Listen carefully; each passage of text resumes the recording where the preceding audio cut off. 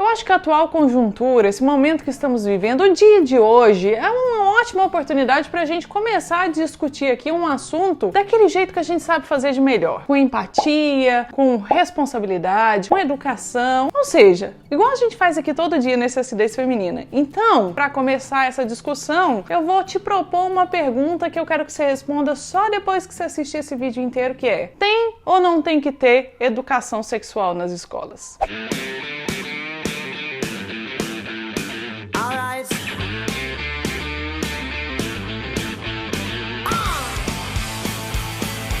Mas antes disso, o que você vai fazer é fortalecer o meu trampo, não é mesmo? Eu tô aqui te pedindo humildemente, de maneira gratuita, não tô te cobrando nada, nem um centavo, pra você clicar nesse botão vermelho que tá aqui embaixo dessa tela. É muito simples pra você e faz uma diferença gigante pra mim, então quebra essa. E para amarrar essa discussão que a gente vai ter aqui hoje, eu vou ler para vocês um e-mail que eu recebi há muito tempo e eu fiquei muito na dúvida se eu leria ele ou não, se eu achava que o YouTube ia me censurar de todas as maneiras ou não. E aí, tô com um bocado de medo, mas eu acho que no final desse vídeo eu vou ler ele para vocês entenderem uma outra perspectiva sobre esse mesmo assunto que a gente tá falando aqui agora. E não preciso nem dizer que esse vídeo ele é cheio de alerta gatilho, porque, meu Deus do céu, o que mais tá tendo nesse canal é alerta gatilho.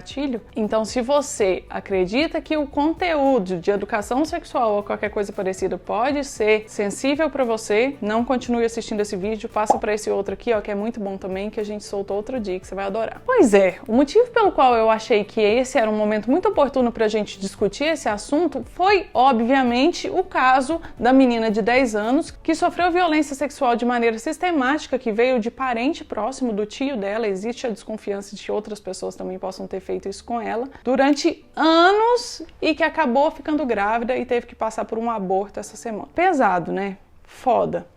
Tenso. Mas sabe o que é mais tenso ainda do que isso? É saber que esse caso só tomou essa proporção gigante do jeito que tomou, não porque essa menina foi violentada de maneira sistemática por mais de 4 anos, e sim porque a justiça aprovou que ela passasse por um aborto para tirar esse bebê, esse feto, que era consequência desses abusos que ela sofria. E apesar de eu achar tenso e até um tanto quanto triste o fato dela ter abortado ser uma coisa que chamou muito mais atenção do que a violência sexual em si, eu acho que tem uma outra coisa que a gente precisa levar muito em consideração aqui, que é a gente lembrar da importância que a gente está dando para as opiniões ou para as versões que as pessoas têm de determinada situação. O que eu quero dizer é o seguinte: eu fiquei com uma impressão, e eu acho que vocês devem ter passado por isso também, de que as pessoas que eram contra esse aborto eram maioria. E eu fiquei com essa impressão num ponto que a minha esperança na humanidade diminuiu de maneira drástica e eu perdi a energia que eu não conseguia nem falar sobre esse assunto. E aí depois eu comecei a analisar as reportagens, os vídeos, fui vendo as coisas e percebi que essas pessoas são poucas pessoas. Mas como são pessoas muito extremistas e como são pessoas que estão indo contra uma coisa que a gente acredita que é no mínimo humana, que é devolver para essa criança a infância que ela não teve, a gente tende a ficar tão revoltado e essa revolta faz com que a gente acredite que todo mundo é desse jeito. E aí me conta, você também ficou com essa impressão? Deixa aqui nos comentários.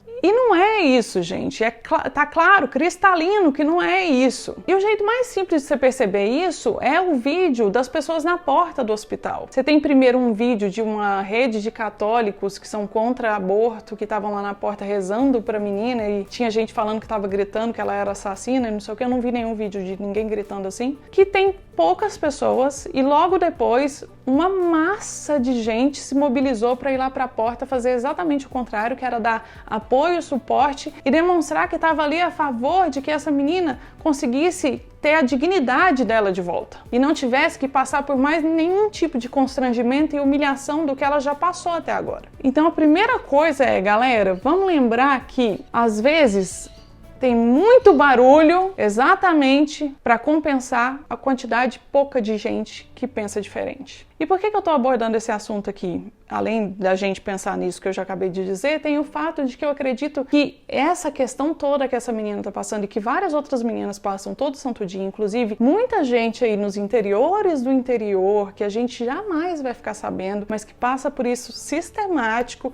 e tem que levar a vida desse jeito até chegar um momento que não tem outra solução. Aconteceu uma discussão ou teve um ou outro print pipocando de gente falando que essa menina era culpada, de que ela não reclamou, de que ela não chorou, de que ela não contou para a mãe que ela estava passando por isso tudo. Então, de alguma maneira, ela tinha culpa nesse rolê. E eu acho que a raiz desse problema está exatamente na questão da educação sexual, e por isso que eu quero abordar isso com vocês aqui hoje. E eu sei que esse termo é um termo muito problemático, e muitas vezes eu fiquei pensando se a questão da polêmica em relação a esse termo não está simplesmente no fato de ter a palavra educação no termo, e não necessariamente a sexual. Sabe por quê? Eu acho que o termo educação sexual, para muita gente que é ignorante, e aí quando eu falo ignorante, eu não estou querendo dizer arrogante, nem burro, nem nada parecido, simplesmente gente que prefere ignorar que tem que existir uma questão dessa, ou que a gente tem que discutir esse assunto pelo menos. Quando essa pessoa vê o termo educação sexual, eu acredito que isso possa ligar dentro da cabeça dela uma chavinha de alguém ensinando outra pessoa a fazer transas. Vocês não acham que isso pode acontecer? E aí eu fico pensando se a gente não teria algum tipo de solução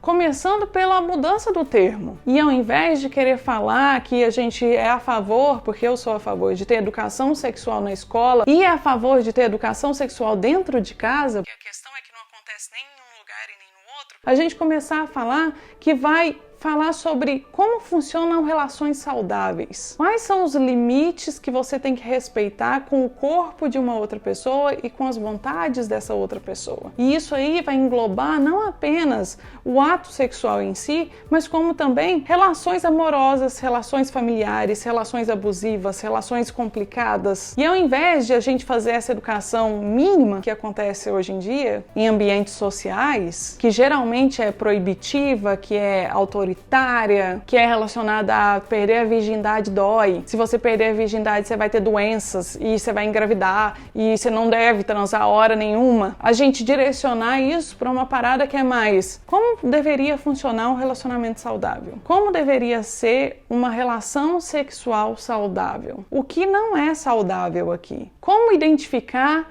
que não é saudável, que não está sendo respeitoso? Como você pode garantir que os seus limites sejam suportados, sejam aceitos, sejam respeitados? Porque pensa comigo, nenhum outro tipo de educação sobre nenhum outro tipo de tema é feito como é feita minimamente, a que tem disponível, que é praticamente zero, nada, a sexual.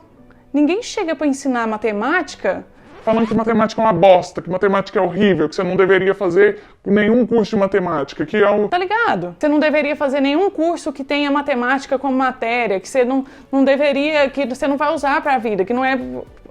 Você entende o que eu tô querendo dizer? Sabe, na minha visão, tudo quanto é ensinamento, tudo quanto é informação que você pode passar para uma pessoa, ela tem que ser dada de um jeito que você abre um espaço para o diálogo, de um jeito que ela é informativa, mas que ela também é acolhedora. Principalmente quando a gente está falando de um assunto tão sério que é o respeito ao corpo de uma outra pessoa, o respeito à psique de uma outra pessoa. Esse jeito de enfiar o dedo na cara e falar, não faz, é ruim, é dói, é não sei o quê, é nananá, só depois do casamento? Velho, não vai funcionar com ninguém. Eu tenho certeza que não deve ter funcionado com você. Às vezes, o tiro sai tão pela culatra que a pessoa chega num ponto em que ela fica curiosa para entender o que é aquilo que ninguém conta para ela, ou que ninguém fala para ela, e que tudo que é falado para ela é falado pelas metades, que ela vai procurar resolver por si própria as coisas e acaba se ferrando. E, ao mesmo tempo, acontece isso que a gente viu em um ou outro print esporádico, em que a pessoa, além de não passar a informação,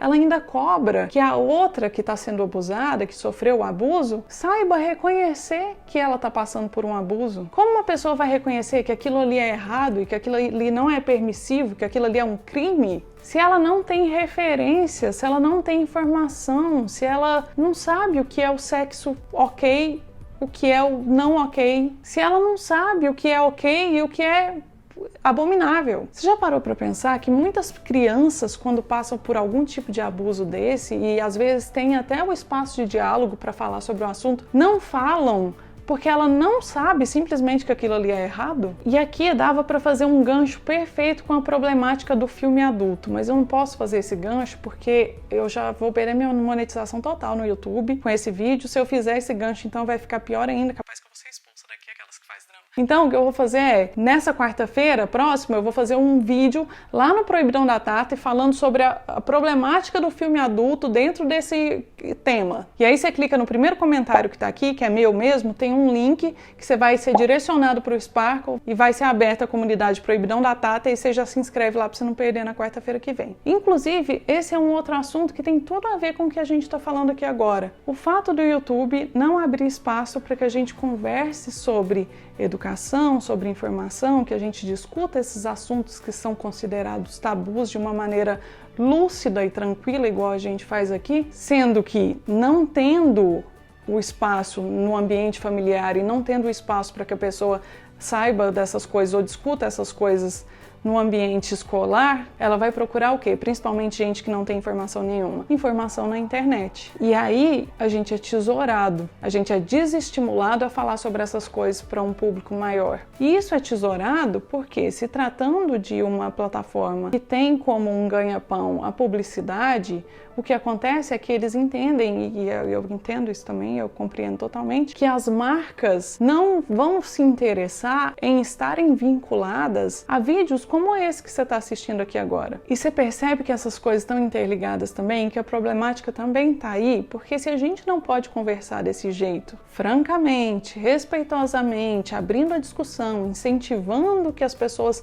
se autoavaliem num espaço para adultos como a gente tem aqui no Acidez Feminina, e se as marcas não enxergam o quanto isso é interessante e o quanto isso deveria estar sendo apoiado ao invés de desestimulado, isso corrobora esse pensamento e essa questão toda que a gente começou falando sobre educação sexual. Porque é mais uma maneira de não falar sobre esses assuntos. É mais uma maneira da pessoa não estar informada sobre relações abusivas ou saudáveis. Como elas funcionam, como identificar, como deveria ser. E aí é envolvendo amor, sexo ou não também. É familiar, de amizade, profissional. E as conversas sobre isso, além de se tornarem raras, basicamente inexistentes, elas começam a ser, quando elas existem, muito superficiais.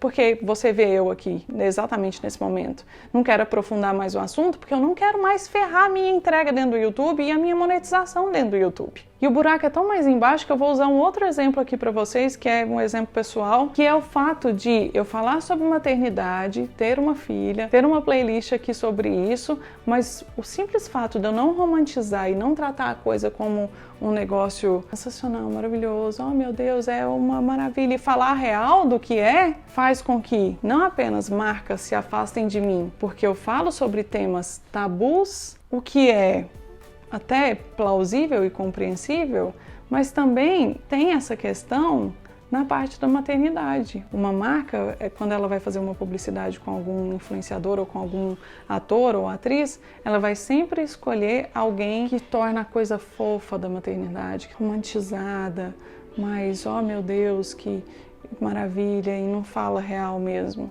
Isso sem falar que mãe não transa, né, galera? Tipo assim, vocês surgiram não sei da onde. Então, tipo, uma mãe que fala sobre sexualidade, oh meu Deus, não temos que estar próxima dela. E aí, eu tinha reservado para ler aqui para vocês um e-mail que eu recebi já há muito tempo de uma leitora contando uma questão super pesada que ela viveu e que eu acho que é um ótimo alerta para todas as mulheres, mas é um ótimo alerta também para os homens compreenderem a perspectiva da mulher nessa história. E a minha intenção era ler ele nesse vídeo hoje, mas eu não vou fazer isso. Sabe o que eu vou fazer? Um vídeo só lendo esse exato e-mail, porque eu acho que merece e eu acho que tem que ser compartilhado o máximo possível para que as pessoas comecem a pensar sobre essas coisas. Então, sem ser na próxima semana, talvez na outra, eu solto esse relato. Se inscreve aí para você não perder, já compartilha esse vídeo nos seus grupos de WhatsApp, manda para as pessoas, joga lá no Facebook, chama a galera para conversar sobre esses assuntos, porque se em nenhum outro lugar o pessoal tá falando sobre isso, vamos falar aqui, vamos falar lá no Proibidão, vamos ser a pessoa que vai contra o sistema e toma no grandão, porque ninguém quer se aproximar, mas ao mesmo tempo tá fazendo um esquema massa, que é trocar essa ideia com todo mundo. Conto com vocês.